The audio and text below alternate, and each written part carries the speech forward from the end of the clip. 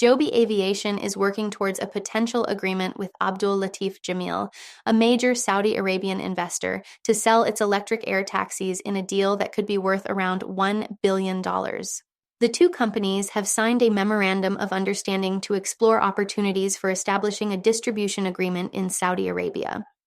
This partnership could lead to the delivery of Joby's 4-passenger electric aircraft to Saudi Arabia, with the potential for further expansion across the Middle East. Joby Aviation CEO Joby Beavert described this deal as a valuable first step in building their business in Saudi Arabia, adding that they believe the market in Saudi Arabia has substantial potential for growth beyond this initial agreement.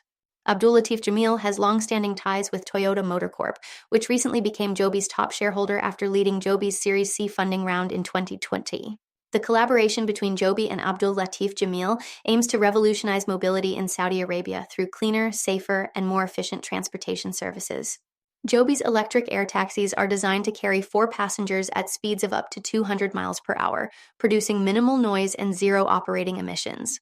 The company plans to start commercial services in Dubai by early 2026, pending certification from regulators. This partnership aligns with Saudi Arabia's Vision 2030 initiative, focusing on socio-economic growth and creating employment opportunities for Saudi nationals. Abdul Latif Jameel, with its extensive presence and network in Saudi Arabia, will work with Joby to explore distribution and sales collaborations, launch local air taxi services, and establish aftermarket services such as maintenance, repair, and overhaul, as well as pilot training. For more on crypto and stocks, follow Ascencore. Thanks for watching and have a nice day.